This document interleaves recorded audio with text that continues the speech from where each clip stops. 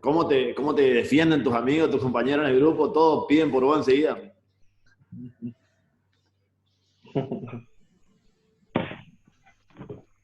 Por suerte te defienden siempre, Otazú. Vamos a dejarla ahí, no vamos a dejarla ahí.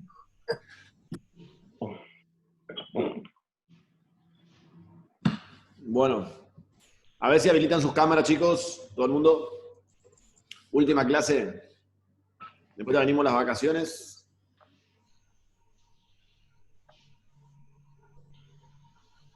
Bueno.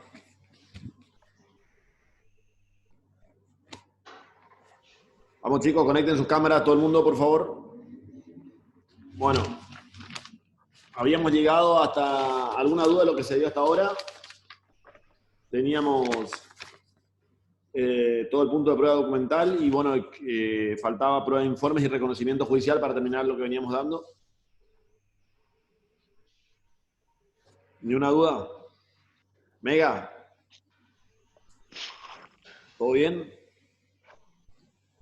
Bueno. El resto, chicos, de las cámaras, vayan conectando, por favor. ¿Ni una duda, Sotelo? No, profe, entendido.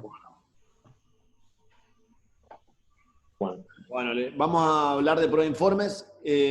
Bueno, después de este tema ya nos quedan, chicos, la bolilla. Una vez que terminamos esto, que en un rato vamos a terminar la bolilla esta, vamos a la bolilla, después nos queda confesional, testimonial y pericial. Un par de clases más después de las vacaciones y ya estamos con el parcial. Marcelo, habíamos quedado que la 16 también entraba. Capaz la 16 le dejamos para después, hasta la 15, bueno, ¿no? Capaz. Como vos digas. Se le va a hacer muy largo ya, porque fíjate que tienen desde la 8. Desde la 8 hasta la 15 son 8 bolillas. Yo porque después se le va a mezclar con recursos, ¿viste? Y bueno, pero ahí te van a quedar menos ya. Ah, bueno. Ahora sí se viene. Vamos a pegar una apretadita porque tiene demasiado bien el curso, supuestamente. Ahí está. Así que bueno. Bueno. Chicos, una sola recomendación les hago con respecto a los prácticos. Traten de utilizar el modelo que les manda, porque si usted, como dice el doctor, si ustedes utilizan un modelo que bajan de internet o que le prestó el tío o cualquier otro abogado, después a la hora del parcial, no sabemos todavía si después se van a reanudar, no sé si tenés novedades sobre eso, Marcelo, las clases presenciales. No tengo idea, no tengo idea. Pero apenas se pueda, se va a tomar práctico, apenas se pueda. Y claro, igualmente, para que ustedes tengan el práctico de nosotros, ¿no? Porque por ahí hay otros abogados por ahí utilizan otro léxico, otras palabras, y lo va a confundir a ustedes, nomás es una cuestión para ayudarlo a ustedes, o sea, está por voluntad propia si quieren elegir otro práctico. El tema es que si no tienen los elementos que nosotros les pedimos, o están distintos, o muy distintos a lo que nosotros le damos, van a salir mal. Entonces traten de utilizar el modelo que le manda el doctor. Para eso el doctor le facilita esa parte.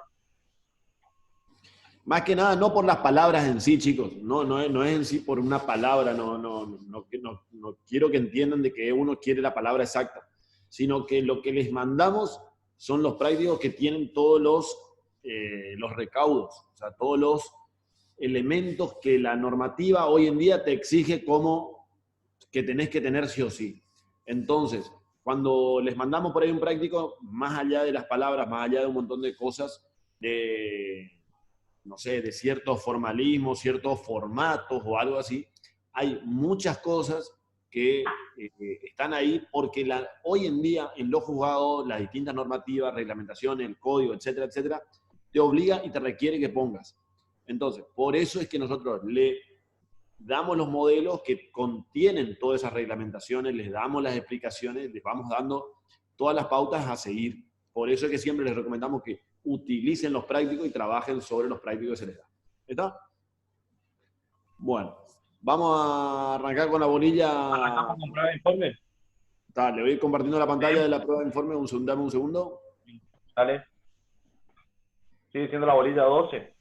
Sí, ahí está. Bien. Bueno, la prueba de informe, chicos, es un medio que aporta al proceso datos, ¿m? Que van a ser actos o hechos que resultan de la documentación o archivos o registros que tienen los registros contables o los terceros o las partes.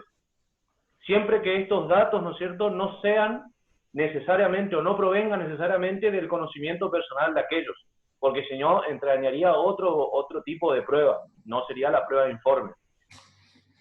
La prueba de informe se diferencia, ¿no es cierto?, de la prueba documental, porque la prueba documental, en principio, lo que se hace con la prueba documental es, se aporta directamente el documento al proceso, ya sea de forma espontánea o a raíz de una orden de exhibición.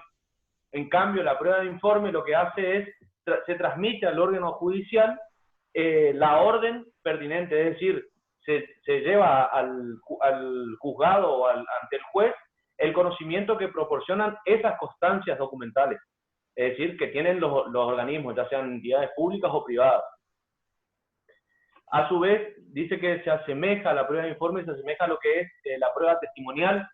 ¿Por qué? Porque se refieren a hechos pasados. Y se diferencia a su vez de la prueba testimonial porque el informante siempre o generalmente va a ser una persona jurídica. Y en la prueba testimonial, el testigo va a ser una persona física. El informante, a diferencia del testigo, adquiere el conocimiento al momento o al mismo momento que expide el informe. En cambio, el testigo, o sea, la prueba testimonial, ya tiene anteriormente ya adquiere el conocimiento en la percepción de con su sentido. El testigo va a declarar siempre sobre percepciones o deducciones. En cambio, el informante lo que hace es solamente remite o informa lo que la resolución judicial le pide. Y por último, dice que la expedición del informe, o lo que se informa con el oficio,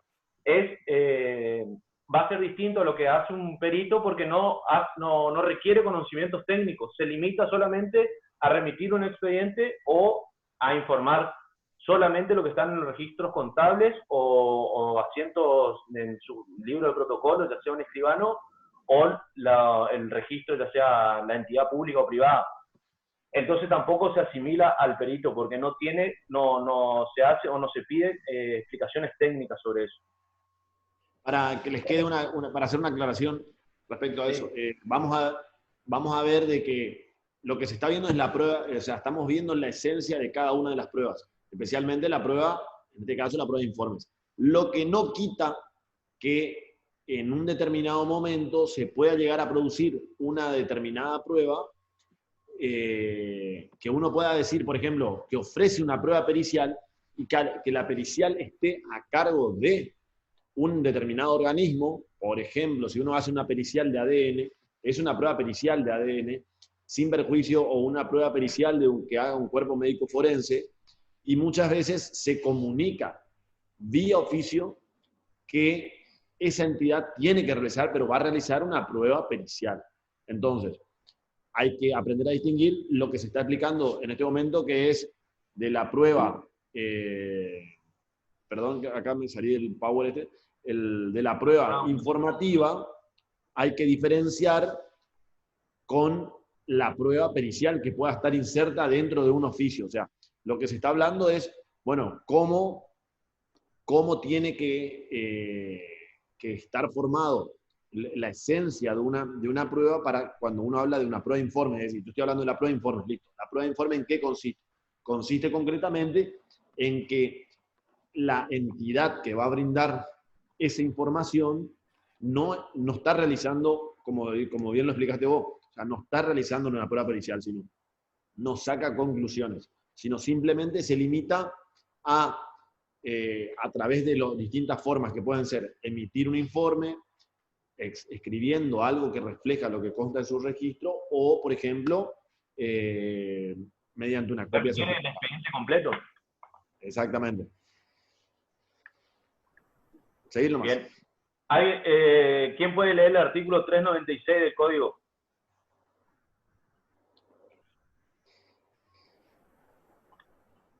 Nombrar Leo, alguno. si quieren. ¿Sí? Bueno, artículo 396. Procedencia. Los informes que se soliciten a las oficinas públicas, escribanos con registro y entidades privadas deberán versar sobre hechos concretos, claramente individualizados, controvertidos en el proceso. Procederán únicamente respecto de los actos o hechos que resulten de la documentación, archivo o registros contables del informante. Asimismo, podrá requerirse a las oficinas públicas la remisión de expedientes, testimonios o certificados relacionados con el juicio.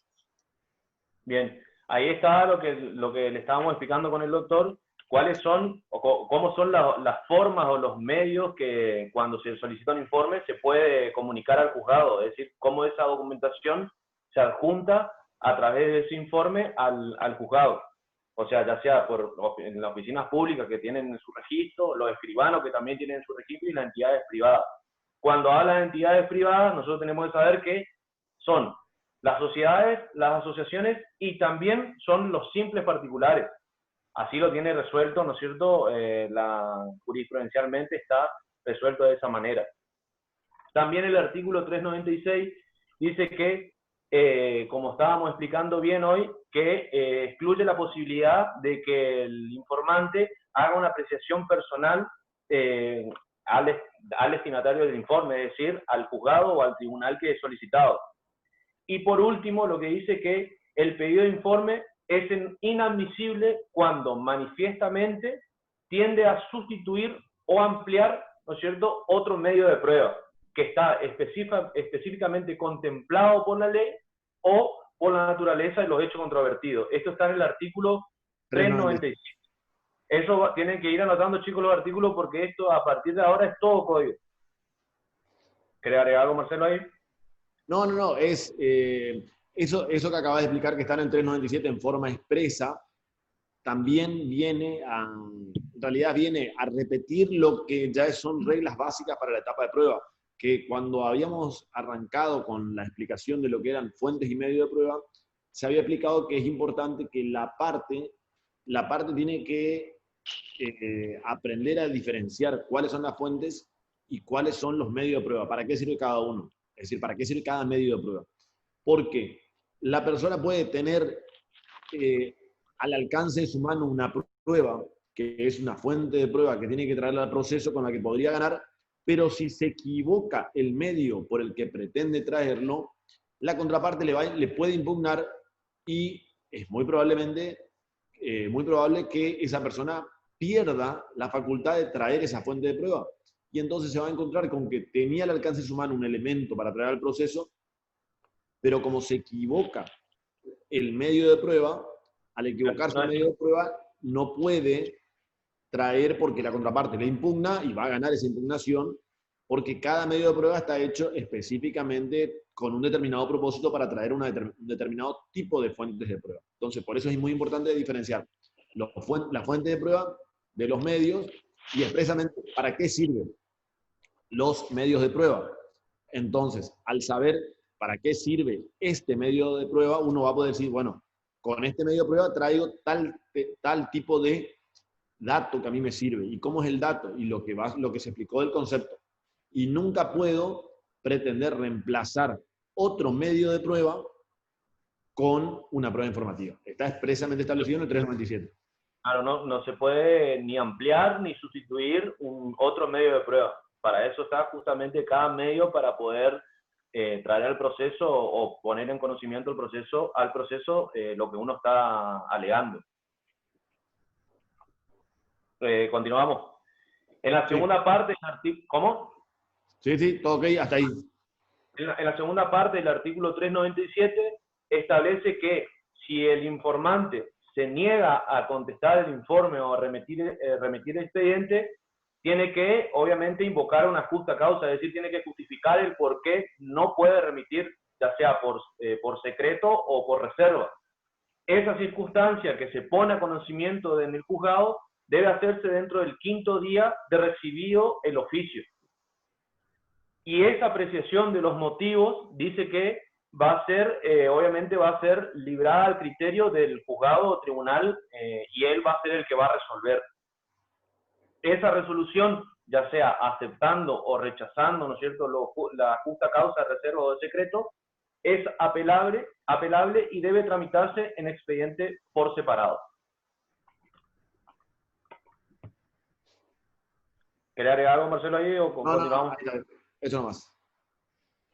Bueno, el procedimiento probatorio dice que las oficinas públicas o las entidades privadas deben contestar el pedido de informe o remitir el expediente dentro de los 10 días hábiles, salvo, ¿no es cierto?, que el tribunal haya fijado un plazo en razón de naturaleza del juicio o las circunstancias especiales. Ya ese plazo puede ser mayor o menor, pero siempre es atendible a la naturaleza del juicio o a las circunstancias especiales.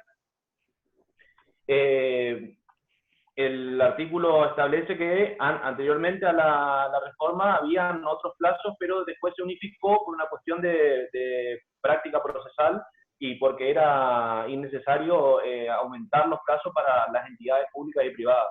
Ahora quedó para tanto las entidades públicas y privadas un plazo de 10 días. Igual una aclaración, en algunas provincias, como por ejemplo la de Corrientes, aún está vigente esa diferencia de plazo y se establece un plazo de 10 días para las entidades privadas y un plazo de 20 para las entidades públicas. Exactamente. Después tenemos lo que es el plazo, ya está el plazo para contestar, y la caducidad de la prueba de informes.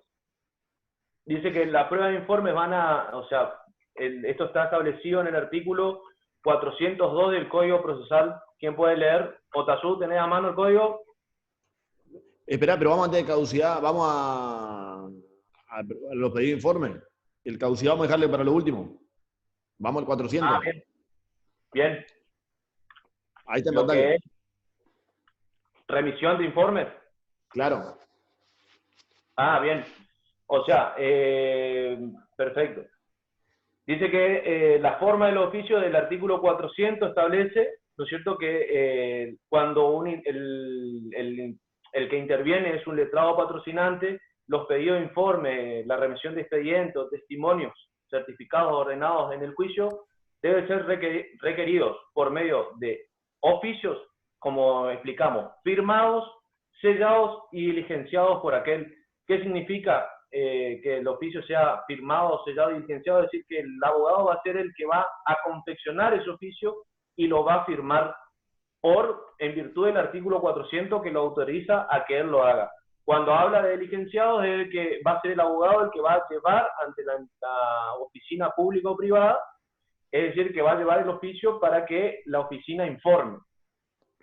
¿Y qué es lo que va a hacer? Va a tener que transcribir la orden, es decir, la resolución judicial, y va a tener que también en esa resolución el plazo que fija para que la oficina pública o privada se expida.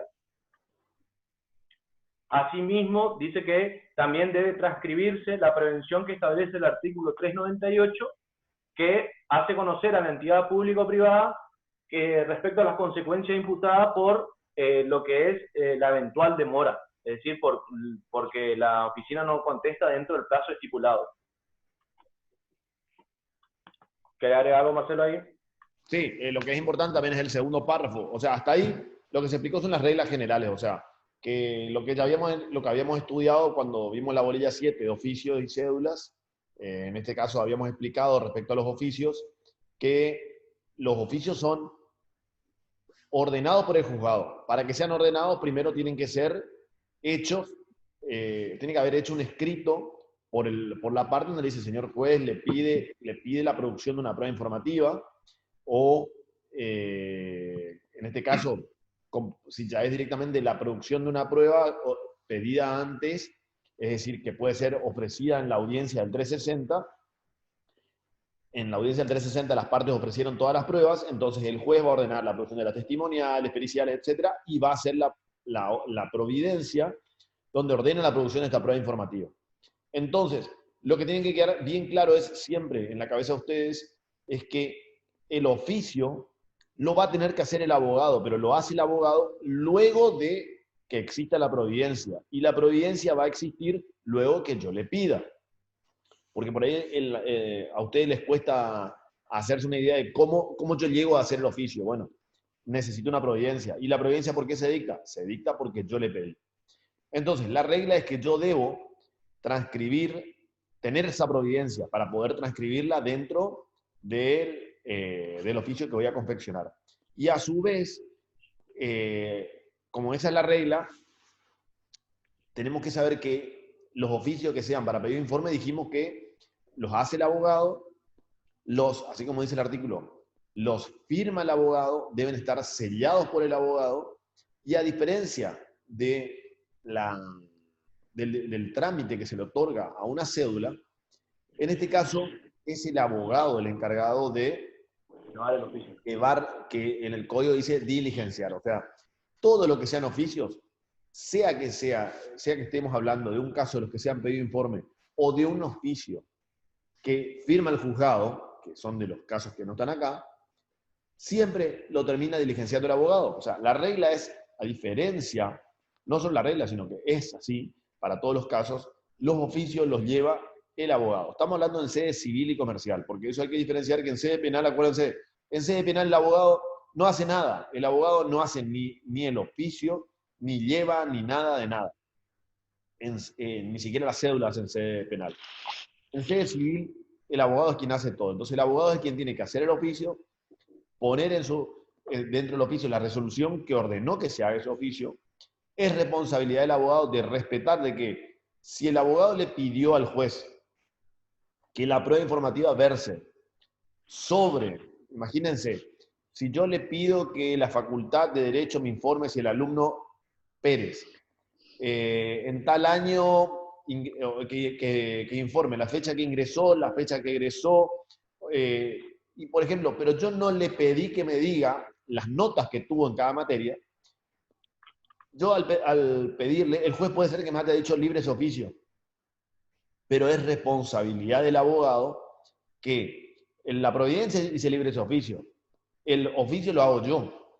Es responsabilidad mía hacer en la parte que va más arriba de la resolución, decir, a los efectos solicitarle informe si el alumno Pérez, en qué fecha ingresó el alumno Pérez y en qué fecha egresó. Es responsabilidad no agregar otros datos, por más que sea, porque si el abogado se olvidó, no puede venir a agregar tardíamente acá, para que ustedes entiendan, haciéndose el vivillo, haciéndose el loco y poner otra prueba. No, es responsabilidad del abogado pedir en la prueba de informe lo que pidió antes. Eso lo establece la última parte del artículo 400, Marcelo. Exactamente. Dice, cuando en la redacción de los oficios los profesionales se apartaren de lo establecido en la providencia que los ordena o de las formas legales, su responsabilidad disciplinar es el efectivo de oficio o a pedido de parte. También es importante lo que dice en el párrafo segundo de este artículo 400. Este artículo segundo nos establece que cuando yo tengo, ustedes acuérdense que cuando venimos hablando hasta ahora, estamos hablando siempre de juicios contenciosos en los que hay una contienda entre distintas partes que se están peleando dentro de un proceso. Ahora, puede ser que la prueba informativa tenga otro fin, que sea simplemente, como dice acá, acreditar el haber del juicio sucesorio. ¿Qué es acreditar el haber del juicio sucesorio? Es en los procesos sucesorios donde murió alguien, el juez necesita no simplemente un relato de los herederos diciendo que el causante dejó algún tipo de bien, no solo el relato, se necesita acreditar dentro del proceso ese tipo de circunstancia. ¿Y cómo se acredita esa circunstancia de que el causante tenía un auto, un campo, tenía un bien registrable? Mediante el libramiento de oficio a las oficinas que se encargan de registrarlo. Entonces, esos pedidos de oficio dirigidos a entidades que registran bienes como registro automotor, registro de propiedad inmueble, cuando el objetivo es acreditar el haber sucesorio, es el único caso en el que el oficio se puede confeccionar sin la necesidad de previa petición judicial. Es decir, va a ser un oficio que no va a tener la providencia porque no hace falta pedirla. Entonces no hace falta pedirla, no hace falta la providencia, uno hace el oficio sin la providencia. ¿Está? ¿Alguna duda? Yo, profe, Sí, le escucho. el oficio ese que usted dice, o sea, se hace ahí en su estudio y ya se lleva al banco, por ejemplo. Sí, exacto. Ah, Sí, ok. y pero tengo que dejar aclarado que es para acreditar el haber sucesorio de tal persona. Ajá, ok. O sea, ¿Verdad? el oficio uno lo va a confeccionar respecto a lo que solamente se limita a lo que ordena la resolución judicial que previamente, como dijo el doctor, se pidió. En este caso se va a pedir, como dice, acredite el haber, solicito acreditar el haber sucesorio. Entonces, una vez No, una resolución. Andrés, pero Sí. no hace falta. El código dice que cuando es para un proceso sucesorio no hace falta que haya pedirlo. resolución previa. Yo estoy hablando de, o sea, ese es un caso específico, sería, por así decirlo, de los oficios. Claro, por eso, el caso específico. O sea, Ujú. no quita que en un sucesorio, igual muchas veces uno termina pidiendo y el juez lo ordena. ¿Por Claro. qué? Porque hay muchas entidades que, mal asesorados o tienen malas reglamentaciones, por ejemplo, los registros de propiedad automotor tienen, ellos le llaman, no me sale el nombre, pero ellos tienen tipo un lugar donde tienen todas sus normas, que no me acuerdo cómo le llaman ellos, tipo el manualcito por el cual ellos se rigen. Y en el manualcito de donde ellos se rigen, que no me acuerdo qué nombre le dan ellos, dice, todo oficio que entre debe tener, y si no está mal, la providencia. Yo una vez me tuve que poner a discutir, le tuve que decir, mirá el código lo que dice, bueno, pero nosotros tenemos una norma que dice tal cosa. Y bueno, para ellos no existe esta parte, y para ellos, si vos llegas a hacer un oficio donde vos pedís para acreditar el haber sucesorio, pedís un informe, si no tiene la resolución, para ellos está mal hecho. Pero bueno, son las cosas que uno va aprendiendo en la calle, te encontrás con cada uno que tiene su librito Claro, que no distinto, pasa el código. obviamente que no cumpliendo con lo que dice la normativa legal. ¿Está? Marcelo, una aclaración nomás, que lo que pasa, o sea, la práctica por ahí que se utiliza en el Chaco es que, por ejemplo, los que son remisión de expediente o cuando uno pide, por ejemplo, si hay otro expediente tramitándose en otro juzgado, le solicita al juzgado por un escrito que remita por vía mensajería interna. Y el juzgado mismo nomás, o sea, no hace falta ni siquiera que quede en constancia papel, que después sí queda, ¿no es cierto?, obviamente, pero el juzgado mismo nomás pide un oficio vía mensajería interna al otro juzgado y el juzgado remite, no confecciona nada el abogado. Eso está pasando en los juzgados de resistencia, Marcelo. O sea, uno pide nomás. En los de resistencia, dentro de los de resistencia. Porque si Claro, hace otro, en los de resistencia. Acuérdense que también estamos hablando de expedientes que no necesariamente son expedientes judiciales, puede ser un expediente administrativo que está tramitando en alguna repartición en cualquier lado, ¿está? O también puede ser un expediente que está tramitando en otra circunscripción, ¿está? Exactamente, sí. Muchas cosas de esas van a ir viendo con la práctica. Hoy en día acá, por ejemplo, con la pandemia, también muchísimos oficios, por ejemplo, a modo de ejemplo, yo tenía que hacer una pericial en el cuerpo de psicología forense y me habían fijado fecha, por ejemplo, para los primeros días que empezó la pandemia, o sea, cuando ya empezó. Tenía fijado anterioridad, entonces no se hizo. Bueno, ahora que se reinició todo, por ejemplo, están tratando recién se avivaron, se descubrieron en el Poder Judicial que existen los mails y... No, ustedes se ríen, pero parece que recién descubrieron que existe el mail. Y bueno, ahora yo pedí, bueno, atento que se reanudó todo, yo le puse, solicito se ordene librar nuevo oficio al cuerpo de psicología forense para que fijen nueva fecha y reanuden la producción de la prueba pericial. Entonces ordenaron librar nuevo oficio y dejaron constancia de que el mismo juzgado, pero en la providencia, dice, en el mismo juzgado dice, el juzgado va a confeccionar el oficio y el juzgado va a enviar el oficio vía mail. ¿Está? Eso me salió la semana pasada. Entonces, bueno, ellos vía interna hacen el oficio y ellos solos mandan al cuerpo de psicología forense. ¿Está? Bien. ¿Con caducidad? Sí. Bien. El artículo 402 establece que si venció el plazo, dice que fijado para contestar el informe la oficina pública o entidad privada no lo hubiera remitido, se tendrá por desistida de esa prueba a la parte que la pidió sin sustanciación alguna, si dentro del 5º día no solicitare al juez la reiteración del oficio. Es lo que en la práctica generalmente se llama el oficio reiteratorio. ¿Cuándo se empieza a contar el plazo para que la entidad informe o remita al expediente? Cuando nosotros llevamos el oficio de la entidad privada, entidad pública o privada, ellas nos dan el oficio recepcionado y se incorporan el expediente. A partir de ahí se empieza a contar el plazo, ya sea de 10 días o el plazo que estipule el juez, ya sea por la naturaleza del juicio o por las circunstancias, se empieza a contar el plazo para que la entidad conteste el oficio. Si dentro de ese plazo no contesta, se tiene por desistida de la prueba si dentro del 5º día no se pide un oficio reiteratorio. Ese oficio reiteratorio, ¿qué va a contener?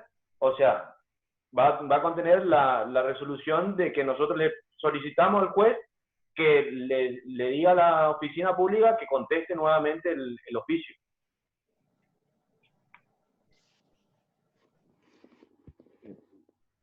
¿Querés agregar algo, Marcelo, ahí? Sí, es importante que aprendan el 402, tienen que saberse, o sea, más allá de que saber o no de memoria, es saber de memoria lo que significa y cómo funciona la caducidad. ¿Está? O sea, es importante aprender cómo tengo que contar los plazos para saber cuándo hay caducidad ocasionada por mí, o para evitarla, cuándo hay una caducidad ocasionada por la contraria, y cómo se cuentan los plazos. Entonces, para que les quede claro a todos, el plazo que tiene la entidad hoy en día en el federal, o sea, todo lo que es Código de la Nación, y en algunas provincias, que lo único que va a cambiar es, en vez de ser de 10 días, va a pasar a 20, en la Nación es 10 días para que la entidad conteste. Los 10 días se cuentan, funciona así. Yo le digo, señor juez, quiero que libre un oficio a tal lado, que ordene librar. El juez ordena y yo tengo que confeccionar el oficio. En toda esa parte no hay plazos establecidos, plazos mínimos, plazos máximos. Hasta ahí, si alguien se retrasa, no puede entrar en lo que es caducidad. Luego, cuando el abogado, el encargado de diligenciar, tiene la providencia, hace el oficio, tiene que ir a llevar a diligenciar el oficio. Una vez que va y diligencia el oficio, a partir del día que presentó, empieza a correr el plazo de caducidad. En este caso sería el plazo de 10 días para que la entidad conteste. La pregunta es, a ver, Mega, vos que estás por ahí. ¿Está por ahí, Mega? Sí, sí. Bueno, ¿cuándo yo me entero si la entidad, hágase de cuenta que los 10 días le vencieron hoy miércoles, hoy, y mañana es feriado, viernes es feriado, sábado, domingo no hay nada? ¿Cuándo yo me entero si la entidad contestó o no contestó el informe que le vencía hoy? ¿Y a los 10 días hábiles? Hoy es el día 10. Hoy es el día 10. Ah, hoy es el día 10. Yo me voy para atrás. Yo me voy para atrás. Sí, entiendo. Hoy es el día número 10 de esta semana. A ver, esta semana corrieron 3, la semana pasada corrieron 5, tenés 8, te va la semana anterior, y fue un miércoles de hace 2 semanas. Vos entregaste. ¿Tá? Hoy es el día 10. Uh-huh. ¿Cuándo yo me entero si la entidad contestó o no contestó? Si mañana es feriado y el viernes es feriado, me entero recién el lunes, en el expediente. O sea, ¿vos crees que los juzgados están a disposición y velocidad ultra mega warp rapidísimo para que, el día lunes vamos a estar todos listos para contestarle a Mega si la entidad contestó o no contestó? A ver, Mega. ¿La notificación? Y la pregunta es, la pregunta es, ¿cuándo sale un expediente de notificaciones? ¿En la Nación cuándo sale? No. Viernes. Y en la provincia, Bueno. martes Martes y viernes. sería la ley. Pero mi pregunta no es esa, mi pregunta es otra. Mi pregunta es, ¿cuándo va a salir? ¿Cuándo va a salir un expediente de notificaciones? A ver, para que ustedes entiendan, yo tengo 300 expedientes míos en trámite. ¿Qué, los 300 salen los martes y los 300 salen el viernes de vuelta? No, si tienes suerte, salen todos juntos. No. A ver, pero más allá de todo. Más allá de la suerte. La pregunta es, ¿qué tiene que haber para que salgan notificaciones? algún avance en el expediente, doctor? ¿Alguna, o sea, Una algo- resolución. una resolución, algo que haga que se siga avanzando el trámite, el proceso, digamos? Perfecto. A ver, tiene que haber una resolución. Y la pregunta es, y como siempre le explico, ¿y qué tiene que haber para que haya una resolución? Porque ningún juzgado tiene ganas de trabajar de onda. Pedido. Una providencia. Una Un pedido. pretensión. Providencia o resolución es lo mismo. La pregunta es, ¿qué tiene que haber para que haya una providencia? Una resolución? pretensión. Un pedido. Un pedido. Y entonces, ¿y dónde va a estar el pedido para que salga el lunes? Según Mega, ponerle que iba a salir. Primero que les digo que es imposible que salga el lunes. Mega Pero- estuvo atento a los 10 días y el día 10 ya presentó el pedido y entonces sale el lunes. No. Hoy es el día 10. Hoy es el día 10. Entonces, ¿qué es lo que tiene que hacer Mega? A ver, Mega. Presentar un escrito pidiendo ¿Cómo? Lares, habilite su cámara, por favor. Bueno. Mega tendría que presentar un escrito preguntando, pidiendo por la resulta de la diligencia, y ahí cuando el juzgado tenga tiempo le contestará con una providencia y ahí saldrá la notificación. Pero Sí. ¿qué sería para usted preguntarle por las resultas? ¿Qué sería para usted? Y bueno, vencido el plazo de 10 días para que la entidad tal conteste el pedido de informe, solicita a usted se provee al respecto, digamos. No sé, no sabría bien el vocabulario técnico. Bueno, el vocabulario técnico te digo, lo que el jugador te va a decir, aclare lo que quiere. El jugador te decía, aclare porque no estás aclarando qué querés. Ah, bien. El jugador te responde, el jugador responde lo que vos le preguntás. O sea, Ajá. es como aprendan a hablar, aprendan a expresarse, aprendan a dar su idea para poder. El jugador te dice así, aclare y se proveerá. Entonces, la verdad no se entiende. ¿Qué es lo que querés que te responda el jugador? ¿Qué querés que te responda? ¿Y te caducó? ¿Cómo? No, Muy bien.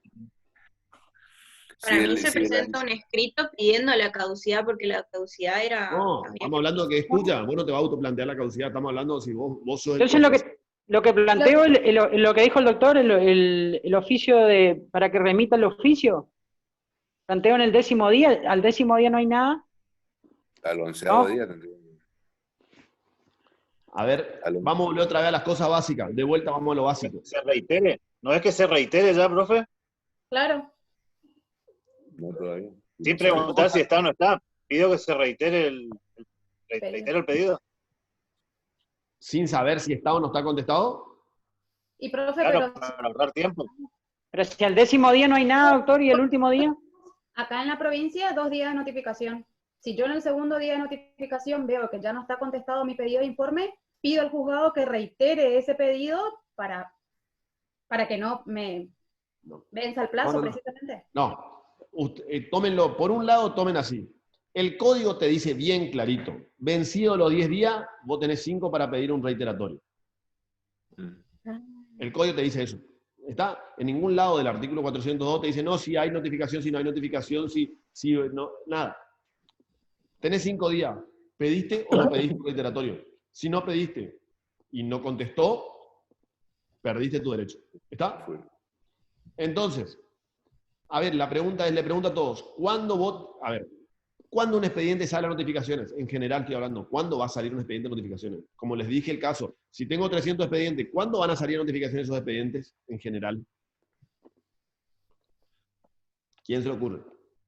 Cuando tenga algo para informar. Muy bien, cuando tenga algo, no que informar, cuando el jugador tenga algo que proveerte. ¿Está? O sea, para que ustedes entiendan, si yo no le pido algo, el jugador no hace nada. ¿Está? Yo tengo un expediente ahí, la contraparte no pide nada, yo no pido nada, ¿cuándo van a salir notificaciones? Nunca. Nunca.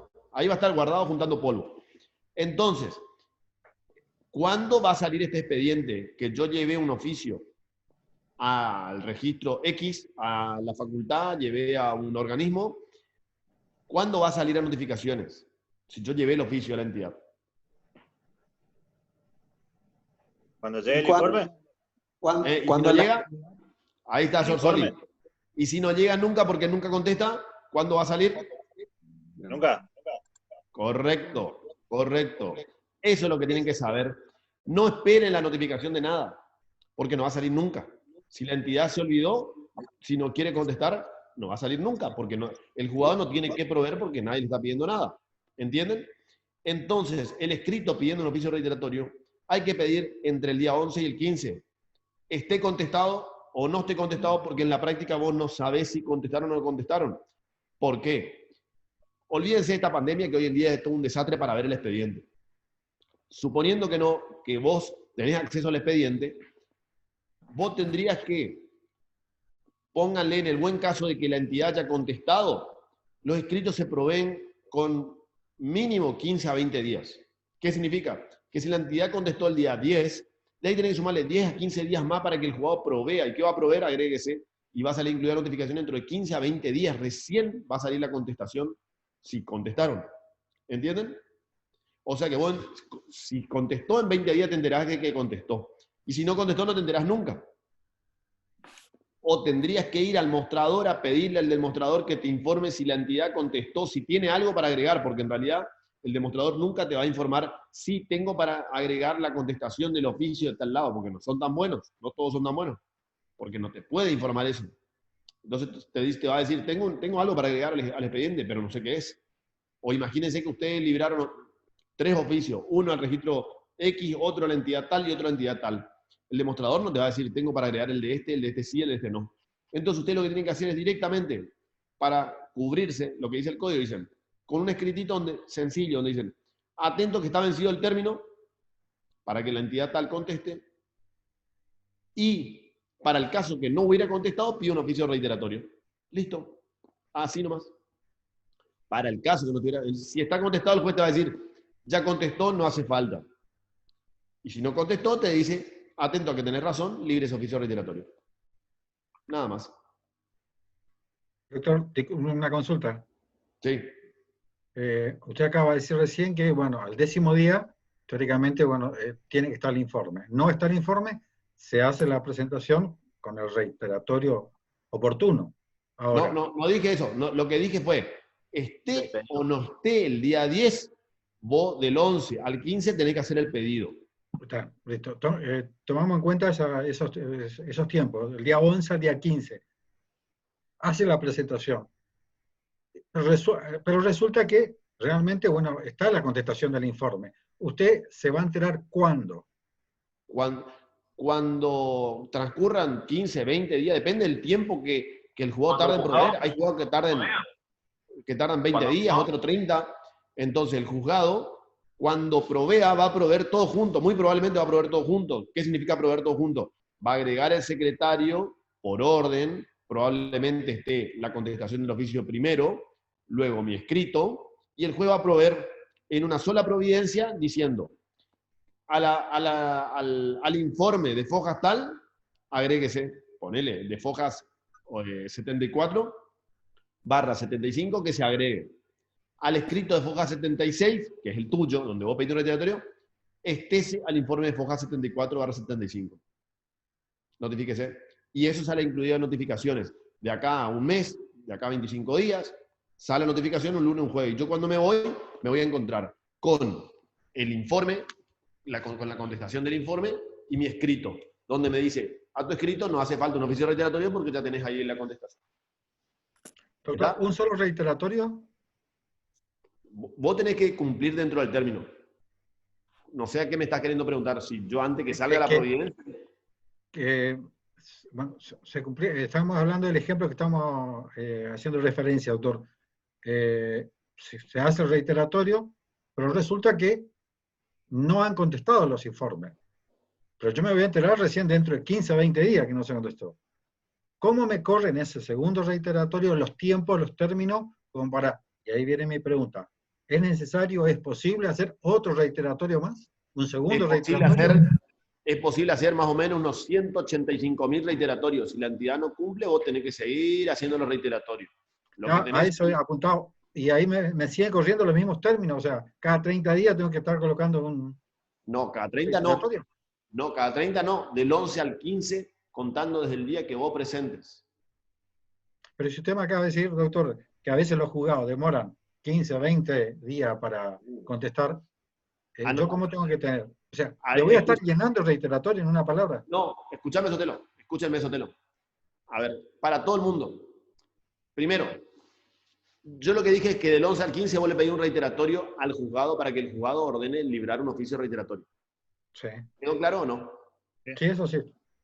Hasta que el juzgado no te provea, vos no tenés que hacer nada. Porque ya le pediste, o sea, esto es un diálogo. Yo le pido al juzgado, el juzgado me contesta. Hasta que el juzgado no me conteste, no le voy a estar diciendo, che, ayer te dije, antes de ayer te dije, hace 3 días te dije, hace 4. No. Una vez nomás. Señor juez, pido oficio reiteratorio. Y espero. Hay juzgados que son rápidos, juzgados que son lentos, juzgados que son ultra lentos. Listo. ¿Le das providencia otra vez? Y claro, la providencia. Es un diálogo. El juez, yo hablo con mis escritos y el juez habla con las providencias. ¿Me entendés? Entonces, mi escrito es lo que expliqué recién, hace un ratito, vuelvo a decir, pido que para el caso que la entidad nos haya contestado, se ordene librar un oficio reiteratorio. ¿Está? ¿Entendieron hasta ahí todos o no? Sí, sí. El juzgado, yo ese escrito tengo que hacer del día 11 al 15. El juzgado, cuando el día de mañana ustedes trabajen en algún juzgado, pues la mayoría terminan en los juzgados, va a decir, mi juzgado tarda 15 días en proveerlo escrito, mi juzgado tarda 1 mes y medio, el otro 2 meses. Bueno, no me queda otra más nada, Sotelo, más que esperar que el juzgado se digne a proveer mi escrito. ¿Entendieron ahí o no? El juzgado hoy, esta tarde, se le ocurrió ir a trabajar, lo de tu Sotelo, vos trabajar en el juzgado, tu juzgado me provee hoy a la tarde, porque tu juzgado, el juez le manda a los empleados a trabajar a la tarde, van hoy a la tarde, hacen, y si el juzgado anda más o menos bien, lo que hicieron hoy capaz ya sale el lunes a notificaciones. ¿Está? Porque mañana es feriado, no hay. Acá en Corrientes sale el lunes y jueves. Ponele que no sale el lunes, ¿por qué? Porque ya hicieron muy tarde la providencia, hicieron a las 5 o 6 de la tarde, y vos ten en cuenta que los de informática acá a las 5 de la tarde levantan todo. Entonces, ya no sale el lunes. Tiene la providencia fecha de hoy, pero va a salir incluida el jueves. Está el jueves, te vas y ves la notificación y dice, libre ese oficio reiteratorio. Y tenés que hacer el oficio reiteratorio de vuelta. Para saber si se está dentro o no del plazo, o sea, dentro o fuera del plazo, justamente los escritos llevan un cargo. ¿Se entiende? O sea, el cargo que es el día y la hora en que se presentó el escrito. ¿Me entiende ahí, Sotelo? Sí, sí, entendido, doctor. Y ahí, simplemente quería saber cuántas reiteratorios se pueden presentar. ¿a dónde? ¿A quién decimos? ¿A la entidad? Y a la entidad, o sea, al juez solicitando si hay respuesta o no, por parte de la entidad. Vamos por parte. Al juez vos le vas a pedir la cantidad de reiteraciones que fueran necesarias hasta que la entidad te conteste. A eso apuntaba, doctor. Entonces, pero tenés que hacer todo el ciclo, es lo que te quería decir. Vos no le vas a reiterar 7 veces al juez antes que el juez te responda. No, vos le pedís una vez, el juez te responde. Haces el oficio. Lleva a la entidad, otra vez espera los 10 días. No contestan, del 11 al 15, otra vez le pedís y hace lo mismo. Bueno, cuando ya la entidad no contesta y no contesta y no contesta, vos podés pedirle al juez, ahí ya depende de las habilidades de cada uno. Le podés pedir al juez que le aplique astreintes a la entidad. Está en la última parte del 398, Marcelo. Sí, ahí el 398 te explica, bueno, lo que te explica es la posibilidad de aplicación de astreintes, ¿está? Entonces, el juez le puede fijar astreintes.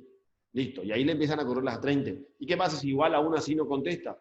Y bueno, lo que podés pedir es que se le comunique al fiscal, que se le manden copia de las actuaciones por el delito de incumplimiento, de desobediencia, ¿me entendés?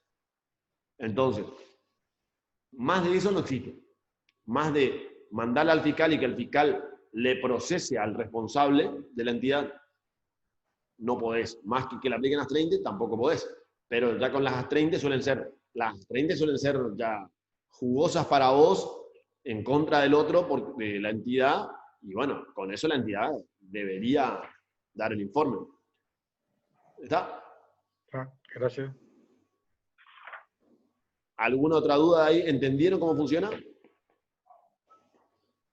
Ahora, después de la resolución que yo tengo de la providencia, sí, tengo que llevar a la oficina, diligenciar, el abogado tiene que diligenciar. Y ya expliqué al comienzo, hace un rato. Volvemos otra vez al comienzo de la clase. No, eso sí, eso sí.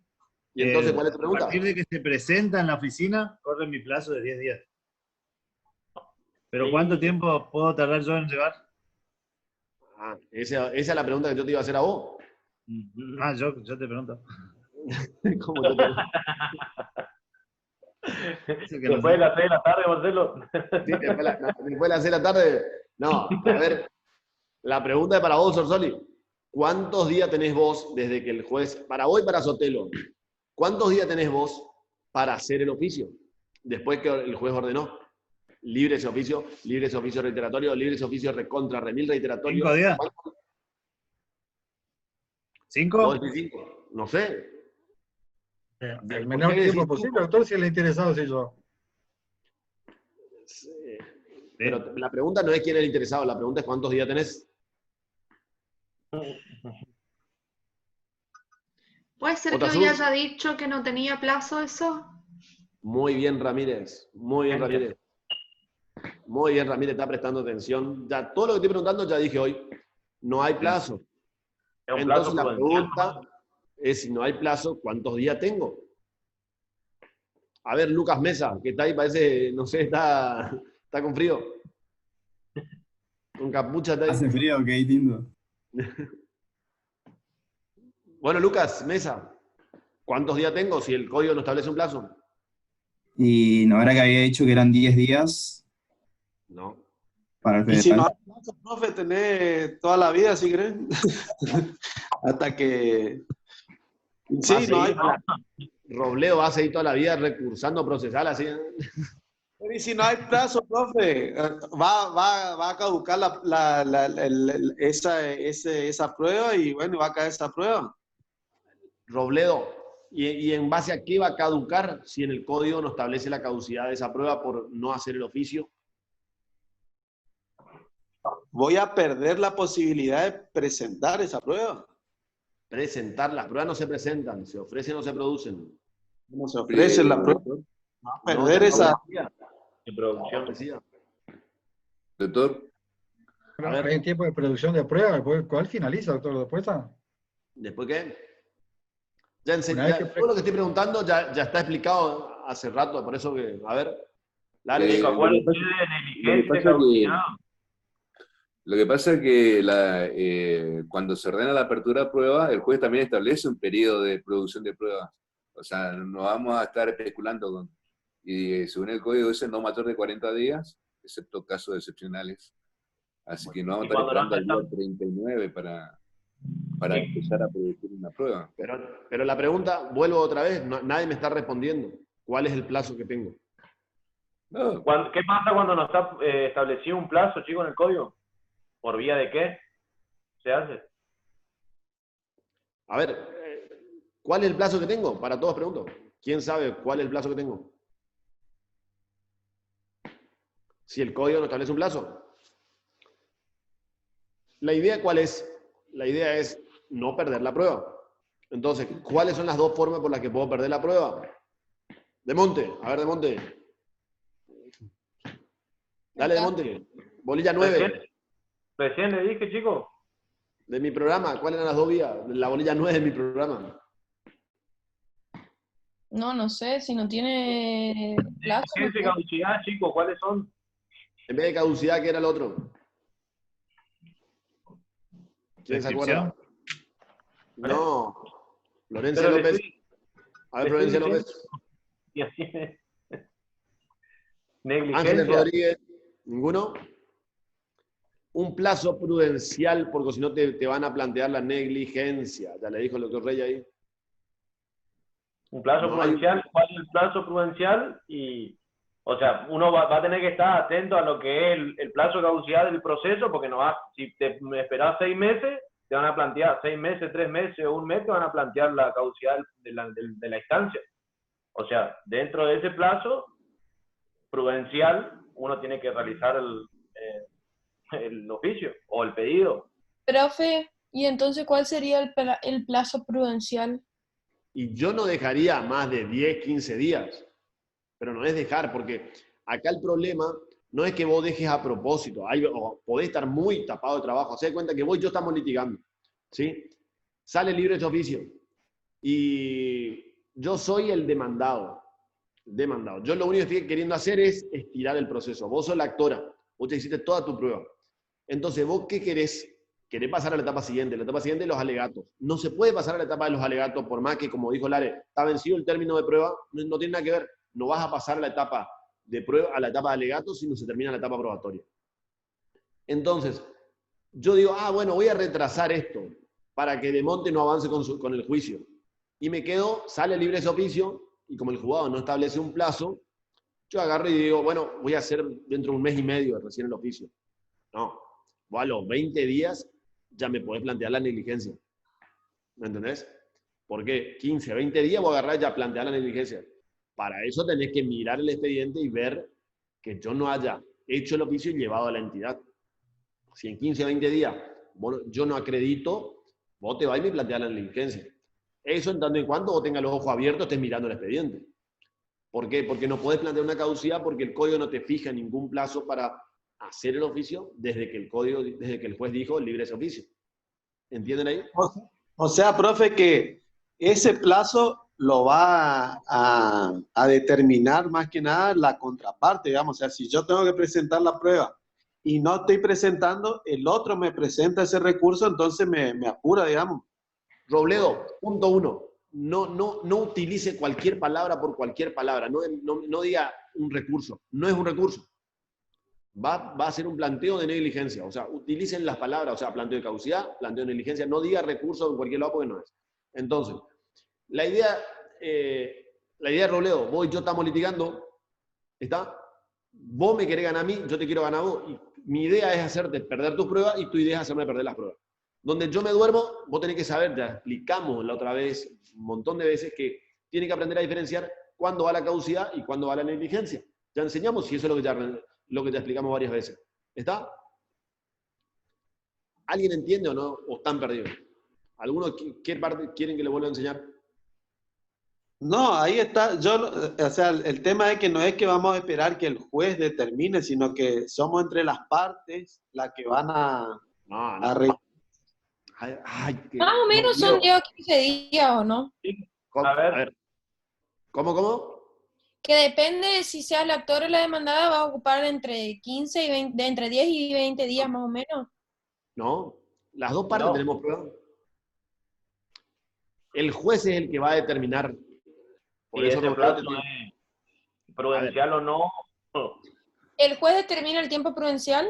No. El juez va a determinar si hace lugar a tu acuse de negligencia. Porque si vos haces una acuse de negligencia al tercer día, va a decir, no, 3 días no es el plazo prudencial. Rechazo tu planteo de negligencia. Más o menos prudencial sería 10, 15 días. Exactamente, eso es lo que estoy diciendo. Eso va a ser estimativo en razón a la circunstancia del proceso o lo que esté sucediendo. Porque, claro, por ejemplo, ahora en pandemia van a ser estos plazos. A mí me pasó, Marcelo, en un expediente, en un juicio, que el registro de capacidad de las personas estaba de paro. Abría 3 días, entrada de paro. Abría 3 días, entrada de paro. Y así. O sea, había una orden de un oficio para que informe algo en el registro. Para que informe algo el registro. ¿Y qué pasó? No informaba. O sea, nunca hizo el oficio. Entonces yo le planteé la negligencia. Pasaron creo que 45 días. Yo le planteé la negligencia exponiendo los argumentos donde decía, señor juez, ni siquiera advirtió que el registro estaba de paro, acúsese la negligencia de esta prueba por el transcurso del tiempo y porque en realidad el proceso tiene que avanzar. Hicieron lugar a mi pedido de negligencia, pero como era una prueba muy importante para el proceso, la contraparte lo que hizo fue agregar dentro del 5º día del acuse de negligencia el informe. Pero yo gané el acuse de negligencia. ¿Se entiende? No te vayas primero a explicar la teoría, también te falta explicar la teoría porque si no van a entender eso. Espera, vamos por partes. Quiero que entiendan cuándo uno plantea la negligencia. El tema es así. Demonte, vos y yo estamos litigando. La pregunta es, vos no tenés un solo expediente, vos tenés 200 expedientes en trámite. Entonces, te salen este lunes que pasó salió libre ese oficio en 50 expedientes. ¿Vos cuándo vas a hacer? Y te sentás a hacer y te cayó un cliente. Tenés que contestar una demanda que vence mañana. Tenés que hacer otro que vence pasado. Tenés que hacer otra cosa que vence el otro día. Bueno, ¿y vos qué haces? Hacer lo que vence, lo urgente, vas haciendo lo urgente. La pregunta es, ¿se te pasó, entre tanto trabajo que tenés, se te pasó a hacer un oficio? Entonces la pregunta es, ¿cuándo la contraparte, o al revés, ponerle que esa situación me pasó a mí, la pregunta es, ¿cuándo vos me podés acusar la negligencia a mí? Porque yo no estoy haciendo. Como ahí no hay un plazo establecido, uno no puede plantear la caducidad. Sí puede plantear la negligencia. ¿Y cuándo? Y un plazo prudencial. ¿Está? Bien, entendí.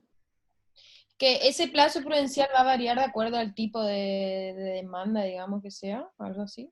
No, o sea, no va a variar porque la etapa probatoria siempre es la misma, o sea, siempre en general es la misma, sino que si yo soy el actor y vos sos la demandada, si es un ejecutivo y yo dejo parado 3 meses, vos a los 3 meses, en vez de plantear, ponele que pasaron 3 meses, vos en vez de plantearme la negligencia, te me va a plantear la caducidad del juicio, me va a decir, el juicio entero perdiste, ni siquiera me va a atacar por la negligencia, porque me va a decir, ¿para qué voy a ir por una prueba si le puedo liquidar el juicio completo? ¿Entienden? Sí, entendí. Y se va a hacer su tope, por así decirlo, de su plazo prudencial, entre comillas. O sea, la caducidad del proceso. Claro. Igual una cosa. Cuando hay en un proceso un planteo de negligencia o caducidad, y sin perjuicio que constatado, eso es lo que estaba explicando el doctor Rey, sin perjuicio que se constata que tiene razón el que hace el planteo, pero antes que el juez resuelva, porque acuérdense que acá se hace un pedido, después el juez resuelve, si es de caducidad, y si es de negligencia, se hace un pedido, se corre traslado, y después recién se resuelve. Si antes que el juez resuelva sobre la caducidad o la negligencia, la entidad contesta, se agrega la contestación. El código prevé expresamente que se agrega la contestación, pero las costas de la incidencia la va a perder igual, la va a perder el que tenía que haber producido en tiempo y forma y lo hizo tardíamente. ¿Está? ¿Entienden eso? ¿Entienden, chicos? Sí, doctor. Eso está, ya les voy a decir en qué artículo está.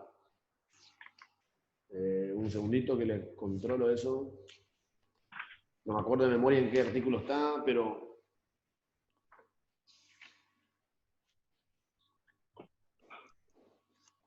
ya les voy a decir.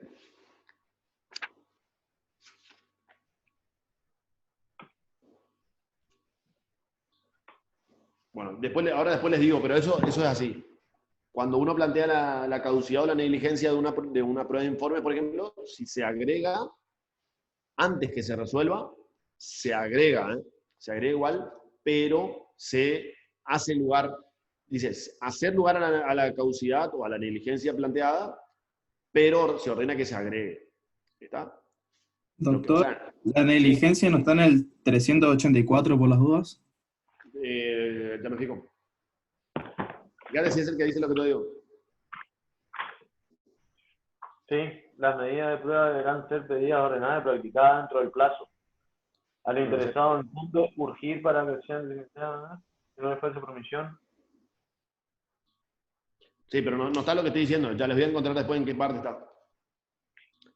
El 385 está. En el 385 está. Prueba producida y agregada. Ahí. ¿Quién dice? Prueba producida y agregada. Se desestimará el pedido de declaración de negligencia. O sea, yo planteo una negligencia y van a decir, te rechazo la negligencia. ¿Cuándo? Cuando la prueba se hubiere producido y agregado antes de vencido el plazo para contestarlo. Entonces, si yo, por ejemplo, le planteo la negligencia a Sorsoli y digo, Sorsoli lleva 3 meses sin hacer nada, resulta que en realidad él había hecho pero no acreditó en el expediente. O no hizo nada para urgir. No hizo lo que tenía que hacer. Entonces el juez me va a decir, pero córrase traslado a Sorsoli. Sorsoli contesta. Y en ese momento, cuando el juez está por resolver, justo viene la contestación. ¿Está? Justo llegó la contestación. Entonces el juez me va a decir, te rechazo el acuse de negligencia. Lo que vos planteaste no te ha dado lugar, porque ya llegó la prueba. Pero ganás igual las costas. ¿Está? Dice, en ese caso, ¿viste? Si ustedes lo que tienen que saber es el 385.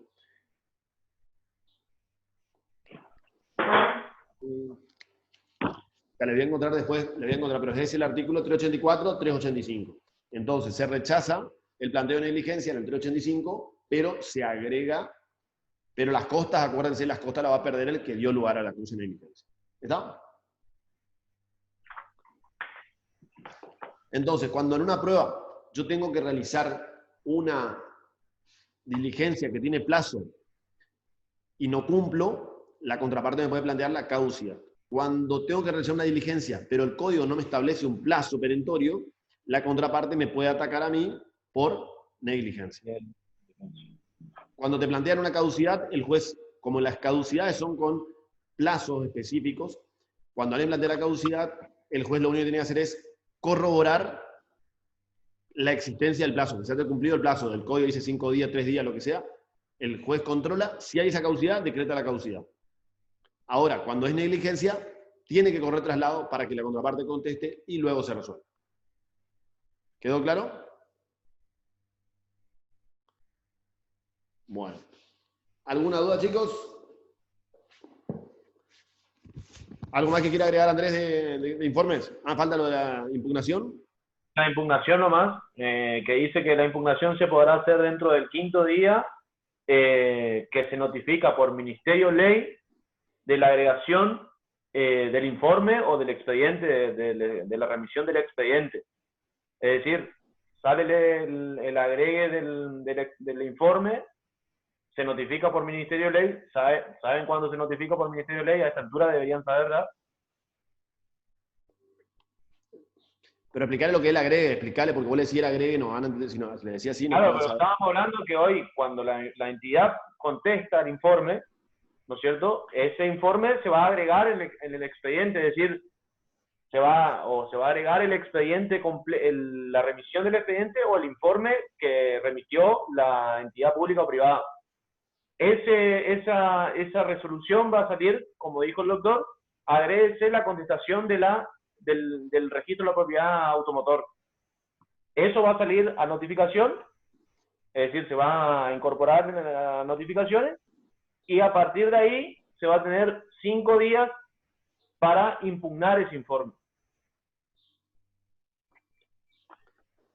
Bueno, ¿y en qué caso uno puede impugnar? Uno puede impugnar cuando normalmente uno va a plantear una impugnación de una prueba informativa cuando uno ve que la prueba informativa no refleja la realidad, que no refleja la producción de la forma que debe ser. Hoy explicamos que en una prueba informativa no se puede, la entidad que tiene que hacer en la prueba informativa, simplemente reflejar lo que consta en sus registros.